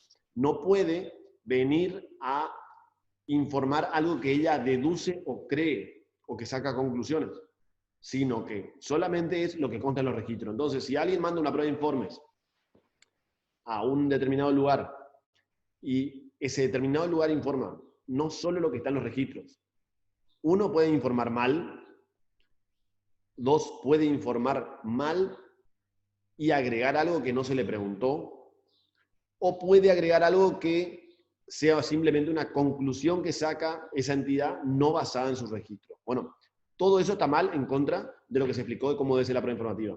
En esos casos podés impugnar la contestación, podés impugnarle ese informe, pero tenés que hacerlo dentro de los 5 días. Y el procedimiento es que, impugnado el informe, se le notifica de la impugnación a la entidad para que la entidad se expida sobre ese informe. Sobre el informe emitido. Yo siempre tengo el recuerdo una vez en un accidente de tránsito, habían mandado una prueba de informes y con una prueba de informe del hospital pretendían suplir, porque pretendían que el hospital informó dónde ocurrió el accidente de tránsito y cómo ocurrió el accidente de tránsito. Entonces yo le dije, no, eso por más que vos tengas en tu registro, no surge, no hace de plena fe. Porque además, el hospital, ¿cómo puede saber cómo fue el accidente y quién fue? ¿Está? Entonces, esas cosas no. Entonces yo le impugné eso, me acuerdo, una prueba informativa, o sea, el informe, porque esos datos no pueden surgir de un registro que está dentro de un hospital sobre cómo fue. ¿Está? Es decir, uno tendrá igual el día de mañana que ir viendo si el informe reúne o no los requisitos que tiene que tener como prueba informativa. Que eso era lo que hablamos al comienzo de la clase, es decir, bueno, ¿cuándo utilizo cada medio probatorio? Bueno, utilizo un medio probatorio si para eso tengo que identificar la fuente para saber con qué medio voy a traer al proceso. ¿Está? Y que ningún medio probatorio suple o agrega o reemplaza otro medio probatorio. Para eso está cada uno establecido específicamente. Y por último, lo único que agrego de impugnación, que es cuando se impugna la autenticidad de la documentación que se está informando o que se exhibe, se impugna por medio o por vía de la incidente de redargución de falsedad.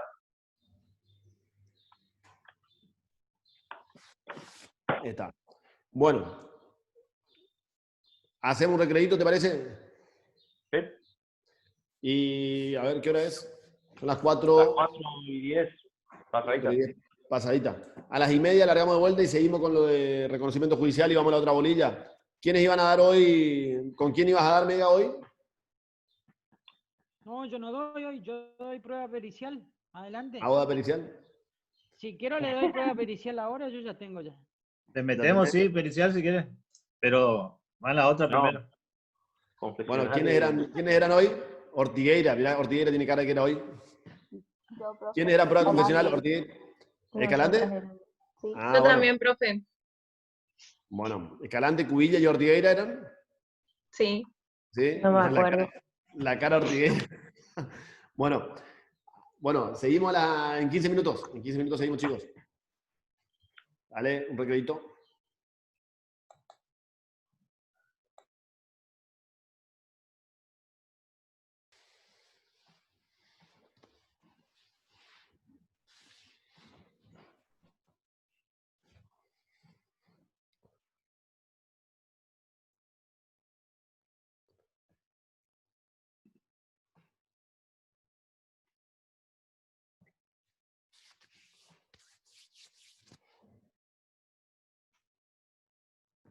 Bueno, chicos, seguimos. Seguimos que ya estamos en la última clase, ya llegan las vacaciones. Por 2 semanas no me van a tener que ver. Por 3 de acá, por 3 semanas.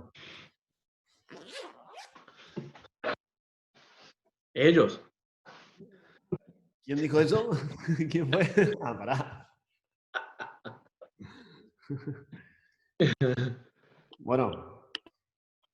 Bueno, chicos, Doti justo estaba por hablar, se desapareció. Le estábamos por dar punto de reconocimiento judicial, a ver, ahí parece que vuelve. Dale, Doti, te estamos esperando.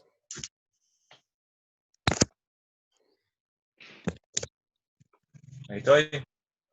Bueno, dale, todo tuyo, Doti. Subo un poquito más el volumen. Bueno, chicos, el punto de la bolilla de reconocimiento judicial, para saber más o menos de qué se trata, vamos a decir de que una percepción sensorial directa realizada por el juez o tribunal sobre personas, lugares o cosas, ¿no es cierto?, con el objeto de verificar o comprobar su estado, sus condiciones o las características de las mismas. De otro modo, podemos decir de que se trata de una diligencia procesal, ¿no es cierto?, realizada por el juez con el objeto de obtener un argumento sobre de las pruebas, ¿no es cierto?, a través de la percepción sensorial. Sí, a la percepción sensorial. Este reconocimiento judicial, ¿no es cierto?, se encuentra comprendido en aquellas medidas admisibles que describe el artículo 479, ¿no es cierto?, donde dice que el juez podrá, dice, ordenar de oficio o a pedido de parte, habla del reconocimiento judicial de lugares o cosas, la concurrencia de peritos y testigos, y también de las medidas previstas del artículo 475. Como forma de decretar este examen, ¿no es cierto?, se debe individualizar el objeto, ¿sí? Cómo se debe constituir su objeto, cómo se determinará el lugar y fecha, ¿no es cierto?, donde se realizará este examen. Si hubiere también, bueno, la forma o el procedimiento de esta diligencia, ¿no es cierto?, siempre será asistida con el juez o miembros del tribunal, que en su caso que determine, que puede ser un secretario que vaya junto con el juez, ¿no es cierto?, con el juez para elaborar el acta de todo lo que se constante, o sea, de todo lo que el juez perciba a través de sus sentidos sería. También las partes podrán concurrir con sus representantes y letrados para hacer todas las observancias pertinentes, ¿no es cierto?, y dejar constancia en el acta de todo lo que ellos también perciban. Se debe dejar constancia en el acta las imprecisiones de todo lo que vio el juez y toda la observancia que formulen las partes, ¿sí? Este reconocimiento judicial también debe valorarse con las reglas de la sana crítica, ¿sí? El juez debe realizarla personalmente, ¿no es cierto?, porque de ello depende la eficacia, su eficacia. Y bueno, también el reconocimiento judicial es bueno, ¿cómo puede ser propuesto? O sea, puede ser propuesto por las partes, ¿no es cierto?, como una medida de prueba, o también puede ser dispuesto por el juez oficiosamente.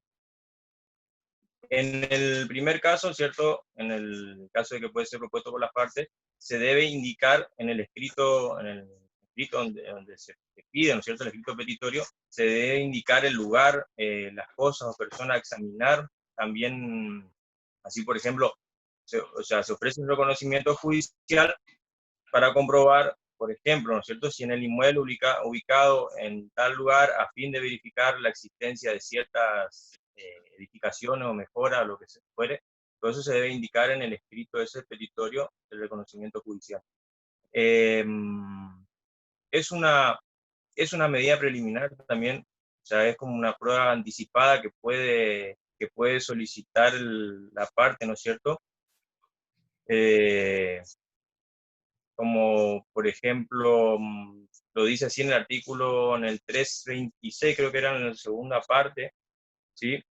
O sea, cuando las pruebas que pudieran resultar imposibles o dificultosas en el periodo de prueba, ¿no es cierto?, las partes la pueden peticionar, usar reconocimiento judicial o dictamen pericial, también dice, para hacer constar la existencia de documentos o el estado, calidad, condición de cosas o de lugares. Bueno, entonces se solicita como las demás pedidas probatorias, ¿no es cierto?, en el plazo de 10 días, el plazo de prueba, el proceso ordinario. Y bueno, no sé qué otra cosa más quería agregar, Marcelo. Y bueno, en la práctica, explicarle cómo es en la práctica.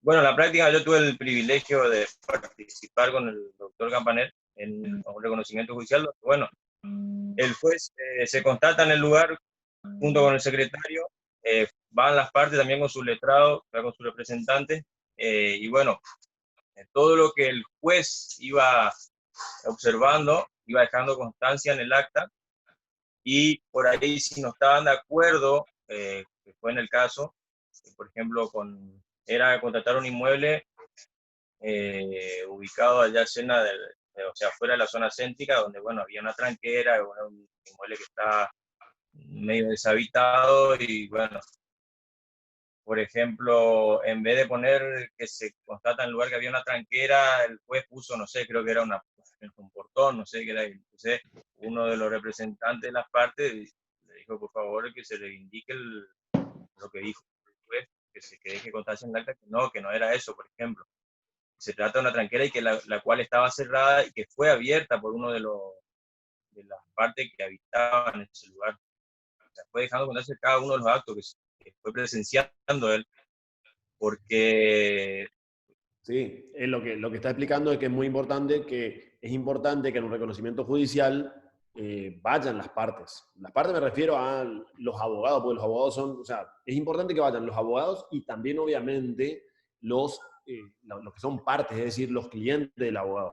Porque muchas veces, así como en el caso está explicando, por ejemplo, uno va y dice, el juez dice, en una extensión grande o en un campo, dice, por ejemplo, bueno, podemos constatar un acceso, un portón. Y tu cliente, capaz que ni vos conocés bien el inmueble, y tu cliente dice, no, deja constancia que allá, del otro lado, a 200 metros, allá en tal lugar, hay un acceso chiquitito, más grande, está tal cosa. Es decir, son cuestiones que uno, si está presente en el reconocimiento judicial, puede ir diciéndole y recalcándole al juez, deja constancia de que hay tal cosa, de que no hay lo otro, o sea, porque muchas veces los jueces o van ellos o hay veces que mandan algún secretario. Lo importante es que se deje constancia en el acta todo lo que se ve, porque hay muchas veces que se deja que uno va, ocurre muchas veces también en las audiencias testimoniales, es lo mismo, de que alguien puede, en una testimonial alguien puede decir algo y quizás no queda sentado en el acta. Y lo mismo en un reconocimiento judicial. Alguien puede ir a realizar un reconocimiento judicial. La idea es constatar varias cosas y se mira, se ve, pero no se vuelca en el acta, porque hay que volcar en el acta cada una de las cosas de lo que uno va viendo. Entonces es importante que vayan ambas partes, porque si no, simplemente va a quedar en el acta lo que el juez vio, más o menos, y lo que se acordaron de anotar, y lo que la contraparte, si vos no te vas, lo que la contraparte le hizo, le recalcó, le dijo, no se olviden de anotar esto, no se olviden de anotar lo otro. ¿Está? Por eso es muy importante, como decía, él pudo ver cómo cuando estábamos en el acta era así. Si yo no le decía en ese caso al juez, no, anotá tal cosa, anotá lo otro, entonces era importante que la parte vaya controlando cómo se produzca la prueba pericial, la prueba de reconocimiento judicial. ¿Está? Bien, algo para agregar, nomás Marcelo, y recalcar, es que así como estamos viendo los medios, como vamos a seguir viendo todos los medios de pruebas, todos los medios de pruebas se van a ofrecer con el escrito postulatorio, es decir, con el escrito de demanda, contestación de demanda, o sea, al inicio del proceso, o en su respectiva contestación o reconvención. Todo lo que nosotros queremos hacer valer mediante los medios de prueba se hacen en ese escrito, ya sea demanda, contestación o reconvención. Después ya no se pueden hacer valer más los medios de prueba. O sea, si uno se olvidó de un testigo, se olvidó de ofrecer una documental, se olvidó de, había un registro contable, ya si no se ofreció en el escrito postulatorio principal de contestación de demanda y reconvención, ya no hay oportunidad. Salvo que... Sí, lo único que hay que tener en cuenta son para los distintos códigos de las provincias, que en algunas provincias contemplan como juicios ordinarios aquellos juicios en los que solamente se ofrece, solamente estamos obligados a ofrecer con la demanda y contestación las pruebas documentales. Y luego de abierta la causa de pruebas, recién empieza a correr el plazo de 10 días para que las partes ofrezcan las demás pruebas. ¿Está? Pero, bueno, hay que saber en qué provincias tenemos eso o no. Porque igual, en ningún lado hoy en día se va a pecar por exceso por ofrecer todas las pruebas con la demanda. Pero lo que vos estás haciendo al presentar, al mostrar todas tus cartas, al ofrecer todas tus pruebas en la demanda, le estás mostrando a la contraparte todo lo que tenés para probar. Eso también, ojo. Entonces, si no es obligatorio ofrecer todas las pruebas con la demanda, lo ideal es ofrecer lo que sea obligatorio. Nada más. Y lo obligatorio nada más en muchas provincias con los procesos ordinarios es las pruebas documentales. ¿Está? El resto hoy en día en la nación, bueno, y en las provincias que tengan sumarios y sumarísimo, van la demanda, como explicó Andrés, demanda, contestación, reconvención y contestaciones con todas las pruebas. Y prueba que te olvidaste, prueba que no podés hacer valer después. ¿Está? No sé si querés agregar algo más. No, está bien ahí. No, era para recalcar esa parte, nomás que en el federal funciona de esa manera. Está. Bueno, ¿alguna duda, chicos? ¿Ni una? Bueno, vamos a alargar con la bolilla de confesional con los chicos Cubilla, Ortigueira y Escalante. ¿Está? ¿Prepararon algún power o cómo van a dar?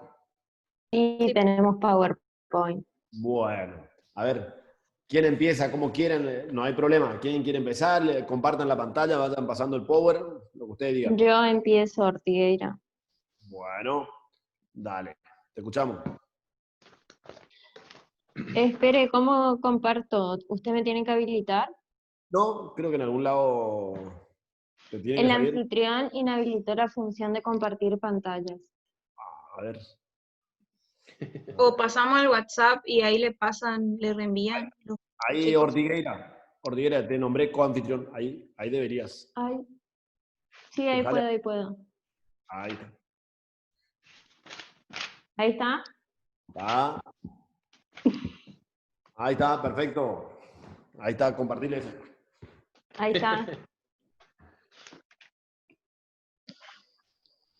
Bueno, ¿empiezo? Sí, arranque nomás. Bueno, nosotras vamos a explicar lo que es la prueba confesional. Lo primero que voy a hacer es definir lo que es el testimonio, que es el acto humano que está dirigido a representar un hecho no presente. Esto puede ser por medio de terceros o lo pueden hacer las partes. Cuando lo hacen los terceros sería una prueba testimonial y cuando lo hacen las partes sería una prueba confesional, que es la que vamos a explicar nosotras. Está, perfecto.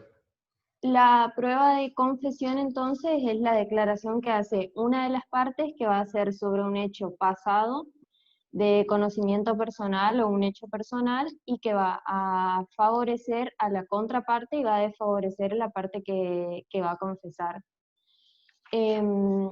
Entonces, la confesión debe versar sobre hechos, no sobre un derecho. Tiene por objeto hechos pasados, ya que si tiene por objeto un hecho presente, sería, por ejemplo, una prueba pericial o una prueba documental. Tiene que recaer sobre hechos de conocimiento del confesante, tiene que desfavorecer al que confiesa, o sea, al confesante, y favorecer a la contraparte. Y nada, esta confesión puede ser revocada si se da por violencia, dolo o error, que eso vamos a explicar más adelante. Esta prueba es una de las pruebas más importantes y eficaz que existe en el proceso civil, pero no es muy utilizada, ya que, como dije anteriormente, desfavorece a una de las partes. Y muchas veces cuando utilizan este medio de prueba, no es necesario otro medio. Bueno, la diferencia entre confesión, admisión y reconocimiento. Primero voy a explicar la diferencia entre admisión y confesión, que la admisión es un acto que solo puede provenir del demandado. En cambio, en la confesión puede provenir de cualquiera de las partes, ya sea actor o demandado. La admisión puede ser sobre cualquier clase de hecho, mientras que la confesión es solo sobre hechos personales o de conocimiento del confesante. La admisión es un acto procesal de alegación. Esto, si no me equivoco, es como un fundamento a otros hechos que alegó el confesante, ¿puede ser? ¿De cuál, perdón? ¿Cómo? ¿Cuál estaba diciendo, Ortigueira?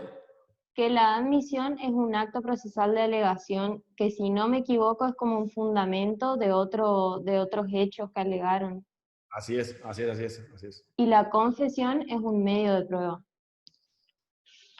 Bueno, Después, por otro lado, el reconocimiento es la declaración que hace una de las partes que está sometida a una obligación. El reconocimiento es una especie dentro del género de confesión, que puede existir confesión sin reconocimiento, pero nunca puede existir reconocimiento sin confesión.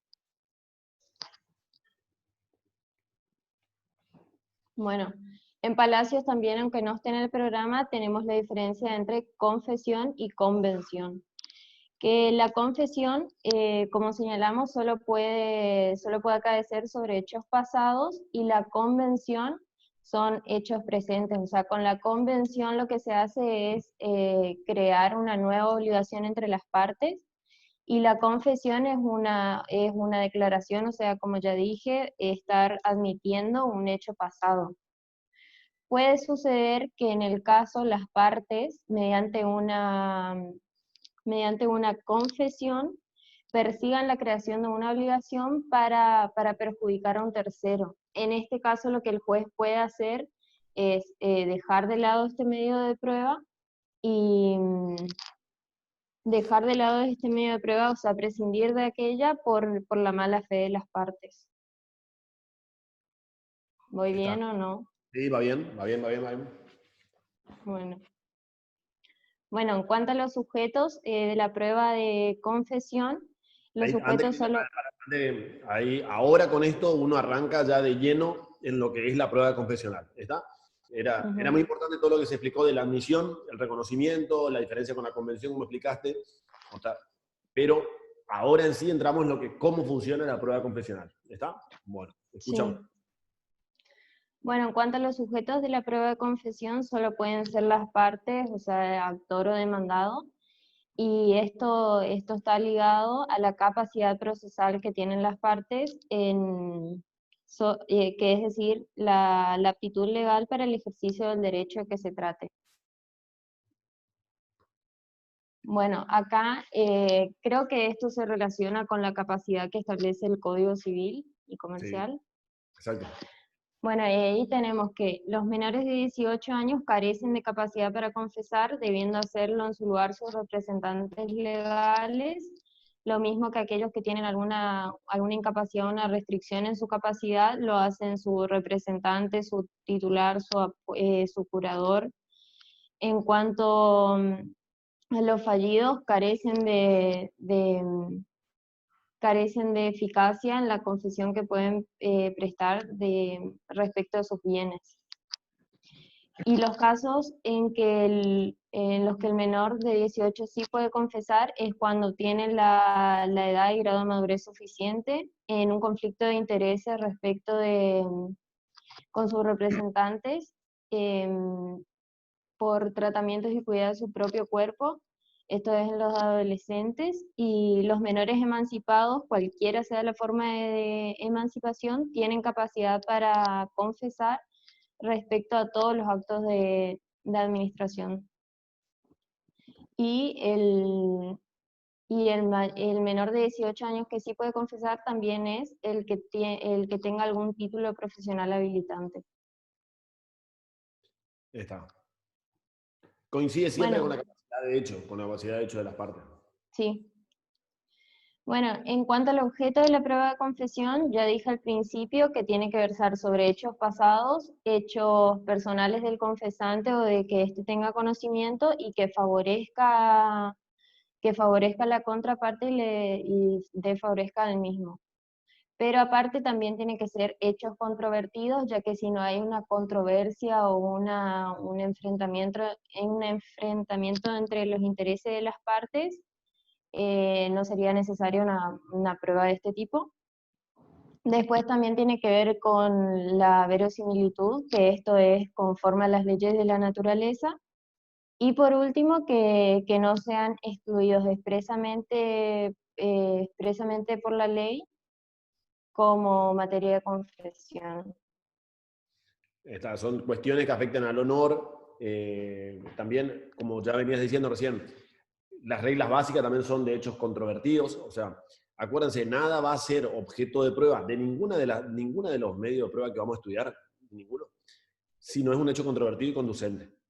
Sí. Es importante entonces aprender que la regla básica, bueno, con eso ya sacás, si no es controvertido y conducente, no puede ser objeto de ningún medio de prueba. No puede Profe, decir que- ¿sí? yo de Monte, eso era lo importante a la hora de cuando hicimos la contestación de demanda, que había que negar algunos hechos, o sea, los hechos que no se niegan por ninguna de las partes, digamos, van a ser los que no están en controversia, por decir así. Exacto, exacto. Eso no se prueban solo los que están en controversia. Exacto. Y a su vez, de lo que está en controversia, lo que sea conducente. Porque Ah, bien. a modo de ejemplo, vos en la demanda me decís, venía de acompañante una señora que tenía 5 ruleros. Yo te contesto, no tenía 5 ruleros, la acompañante. La pregunta, a la cuestión principal que se discute en el proceso sobre el accidente, la forma del accidente, el que tenga rulero, que tenga 5 o 4 ruleros, ¿es controvertido? Sí es controvertido porque vos lo afirmaste, yo lo negué. Pero la pregunta, ¿es conducente para resolver la cuestión? No es conducente. Entonces, esa era la idea de la audiencia del 360, para que el juez te diga en la audiencia, el hecho de los ruleros es controvertido, pero no es conducente. Tal cosa es conducente, tal cosa sí, tal cosa no. Entonces, en base a eso también obtenido una lista, llamarla así, una pequeña lista de controvertido y conducente, que el juez te diga, listo, estos acá son a cargo de la actora y estos son a cargo de la demandada. Probar, estoy hablando de la carga probatoria. ¿Está? A los chicos de la bolilla de confesión le hago una pregunta. ¿El derecho está en materia de confesión o no? No. No, profe. ¿Por qué? En principio el derecho se presume conocido por todos y sí puede probarse si se tiene en cuenta alguna ley extranjera. Muy bien, exacto. Muy bien. ¿Estamos, Ortigueira? ¿Seguimos ahí entonces? No sé Sí. quién seguía. Bueno. Sí, yo sigo. En cuanto a las clases o forma de confesión, bueno, tenemos judicial o extrajudicial, espontánea, provocada, expresa o tácita, simple, calificada o compleja, divisible o indivisible. En cuanto a la judicial o extrajudicial, la judicial es la que se da en un proceso ante el juez y con todas las formalidades establecidas en la ley, y también se admite la confesión que se haya hecho ante otro juez, competente o no, siempre que la parte que se va a beneficiar con esto haya estado presente en dicho proceso. Y la extrajudicial es la que se da fuera del proceso. Está. Sí. Que la extrajudicial por ahí puede ser prestada o frente a por ejemplo, frente a un escribano público, Sí. o plasmada en un escrito, por ejemplo. En un escrito donde la parte reconoce un hecho que le es pasado, personal, desfavorable. ¿Está? Profe, puede ser que cuando sea extrajudicial, si está presente la contraparte, no hay ningún problema, digamos, y si es frente a tercero, es un principio de prueba. Exactamente, exactamente. sí. Esa es la diferencia. Está. Bueno. ¿Qué En más? cuanto a la espontánea provocada, la espontánea es la que se da por voluntad del confesante, y la provocada es cuando se da a pedido de la contraparte o de oficio, o sea, a pedido del juez. De expresa o tácita, la expresa es la confesión que importa un reconocimiento terminante y categórico, y la tácita es la que se deduce por actos del confesante. Por ejemplo, que se lo cita a la audiencia y este no comparezca o no se presente, o cuando se le están haciendo las preguntas, se niega a contestar. Se niega o responde con evasivas. Sí. Exactamente. Son los casos en los que la parte no hace una confesión de tipo expresa, porque expresa es cuando alguien le dice, confiese tal cosa, y la parte confiesa, dice, sí, confieso. Y la tácita es aquella que se infiere por actitudes que puede tener la persona, el confesante, o por la expresa normativa del código, cuando en base a sus respuestas, que el código dice, en base a negarse a responder o respuestas evasivas, en ese caso se toma como una confesión. Muy bien. ¿Qué particularidad tiene la confesión expresa? A la chica le pregunto, a los Era integrantes del grupo. en cuanto a que en principio no admite No hay prueba en prueba en contraria, a diferencia de la tácita que sí. Sí, eso me Correcto. olvidé. Es una plena prueba. Exactamente. De ahí, chicos, de ahí es de donde de ustedes van a entender cuando saben esta parte teórica. Entonces, cuando el día de mañana usted le tiene que explicar a sus clientes, cuando el cliente usted tiene que ir a una prueba confesional, mi asesoramiento es a cualquier pregunta que te hagan, vos tenés que responder, no es cierto.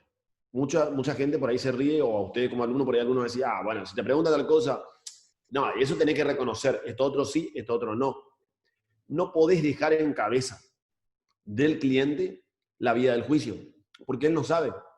Entonces, es más fácil decirle al cliente, vos a todo responde que no es cierto, por más que te pregunten, vos Escalante, para que jure como que usted se llama Escalante María, y vos tenés que decir, no es cierto. Si vos a todo respondés no es cierto, no te trae ningún apercibimiento. Profe, ¿puedo Ahora, hacerle una pregunta? sí, le escucho. ¿Para qué, digamos, aceptan una prueba confesional si va a decir no es cierto, no es cierto? Bueno, primero que Ese es uno de nos los motivos por el cual está en desuso la prueba. Claro, ¿Cómo? está en bastante desuso por eso. Claro. Pero, Claro, porque perjudica. claro, no, pero está en bastante desuso porque la mayoría de los abogados enseñan como enseño yo. Sí. Que vos le enseñas al cliente, a todo tenés que decir, no es cierto. A todo. Ya se sabe que en la prueba confesional, el juez mismo dice, en la audiencia del 360, dice, vamos a desistir de la prueba confesional porque ya dicen que no es cierto, o sea, ya van enseñados los clientes, como Sí. dice el doctor. Muchas veces ya los jueces ya directamente ya dicen, bueno, atento que los abogados ya le habrán enseñado a sus clientes, entonces vamos a proceder a, si te sugiere / te ordena, te dice, che, no molesten, dejen sin efecto la prueba confesional. Hay, en Corrientes, ya en varios juzgados, especialmente los laborales, te dicen, bueno, como la audiencia confesional se hace en una audiencia que están todas las partes, bueno, si están todos de acuerdo, ¿qué opinan si desistimos de la confesional? Porque todos ya le habrán dicho que todo el mundo diga no es cierto. Ahora, te podés encontrar algún caso que el abogado no le enseñó, o un caso en que el abogado le enseñó y el cliente no se calla la boca y en vez de decir no es cierto, se pone a responder. Pero todo eso te puede traer un problema de lo que ustedes están explicando de la teoría, que una confesión expresa no tiene prueba en contrario. Entonces, si tu cliente por algún motivo se equivoca y algo que tenía que decir que no, dice que sí, no hay prueba, no hay forma de remontar la macana que eso te trae, el perjuicio que te trae dentro del proceso. ¿Está? Entonces, lo más seguro es decirle, usted diga todo que no es cierto, y con eso uno evita todos los problemas, ¿entienden? Exactamente. Una aclaración a Marcelo, que creo que ahora con la reforma se está queriendo hacer el tema de cambiar la prueba confesional por reconocimiento, por confesión de parte. En el Chaco está la confesión de parte. Existe la confesión de parte. Se cambió la prueba confesional, confesional por... normativa, por el nombre nomás que implica. Sí, igualmente le da un poco más de facultades al juez en la intervención de la prueba. Bueno. A la hora de preguntar y eso. Bueno, seguimos, Ortigueira. Bueno, en cuanto a la confesión simple, calificado, compleja. Simple es cuando se reconoce lisa y llanamente lo que la contraparte está afirmando. La calificada es que se reconoce el hecho, pero se agrega otro hecho que limita o modifica lo que la contraparte está afirmando, pero este hecho que se agrega es dependiente. En cuanto a la compleja, se reconoce el hecho que la contraparte afirma, pero se agrega otro hecho que en este caso es independiente. Y bueno, con esto, con lo de simple, calificado, compleja, se relaciona la última clasificación de divisible o indivisible. Que divisible sería cuando la parte puede tomar una parte que le favorece y la parte que no le favorece, pero solamente esto puede suceder con la confesión compleja, que el hecho agregado es independiente del hecho principal que afirma la contraparte. Muy bien. Y acá tengo unos ejemplos. Acá en el Power tenemos todo bien explicado. para pasarlo después. Le Un pusimos en el ejemplo de Power cada una es que la ¿Cómo? completo. que está bastante completo nuestro Power. Bueno, está mejor. Bueno, Ahí los está. ejemplos, en la simple, por ejemplo, es que recibió de Ángeles la suma de 1.000 pesos en concepto de préstamo. La calificada afirma el mismo hecho, pero agrega otro que dice no en concepto de préstamo, sino en concepto de donación. Y por último, la compleja afirma también el hecho, pero otro hecho independiente que dice que ha devuelto el dinero. Exacto. De eso es donde va a surgir lo de después del carácter de divisibilidad y indivisibilidad que explicaron hoy. Exactamente. Solo Y ahí- es divisible la compleja, Muy bien. ¿Por qué es divisible la compleja? Porque contiene, ¿qué cosa? un hecho independiente. Muy bien. Contiene un hecho independiente. Y ese hecho independiente que el confesante aporta al proceso mediante su declaración, la carga de la prueba es de él. Sí.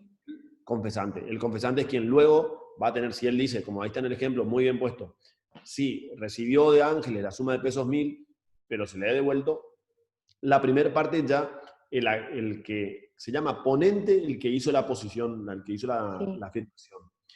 El ponente ya va a estar relevado de pruebas y el confesante, al confesar esa parte y agregar el segundo hecho, ya recae en cabeza del confesante la carga de la prueba de la devolución de ese dinero. ¿Está? Sí. Bueno. Bueno, ahí siguen mis compañeras.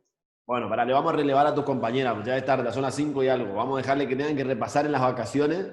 Ay, me dejaron a mí sola, esto no vale. Eso fue trampa. Van a tener que repasar en las vacaciones las otras dos chicas. ¿Van a pasar tranquilas las vacaciones? Ortigueira y Natalia, te salvaste, las otras dos van a tener que pasar repasando en las vacaciones. Sí, yo ya estoy libre. Bueno. Profe, todos los nervios que tuvimos. Bueno chicos, para todo el resto, entonces, dentro de 3 semanas recién nos vemos, porque tenemos 2 semanas de vacaciones y nos vemos dentro de 3. A ver si le corregimos en las vacaciones los prácticos que mandaron de demanda y contestación. Y bueno, cualquier duda que quieran hacer, los escuchamos. Si tienen alguna pregunta antes de ir a las vacaciones, empiecen a estudiar porque después, chicos, después de las vacaciones va a venir rápido. La bolilla confesional esta, arrancamos la próxima clase y termina enseguida. Y ahí ya seguimos con testimonial, que también es corta. Le vamos a dar testimonial y pericial, son 2 clases más y tenemos el parcial. O sea, 2 clases y media más, ya estamos listos. ¿Está? Miren, chicos, que es mucho más fino el parcial que en el primer parcial, porque es mucho código. Mucho código. Preguntas mucho más finas, más hay que saber bien. ¿Está? Así que empiecen a leer, tienen tiempo suficiente, calcúlenle de acá 2 meses están rindiendo. 1 mes y medio, pero pasa volando. En las vacaciones nadie va a estudiar nada, ya les conozco, así que... Bueno, ¿alguna duda, chicos? Vamos a ver si lo hacemos oral. Vamos a ver cómo se rinde. ¿Está? Bueno, chicos, ¿ni una duda? No, profe. Vamos a extrañar las clases, profe. Sí, seguro. Bueno, chicos, felices vacaciones, que descansen. Nos vemos dentro de 3 semanas. Saludos. Igualmente, doctor. Igualmente. Gracias. Chao, hasta luego, chicos. Igualmente.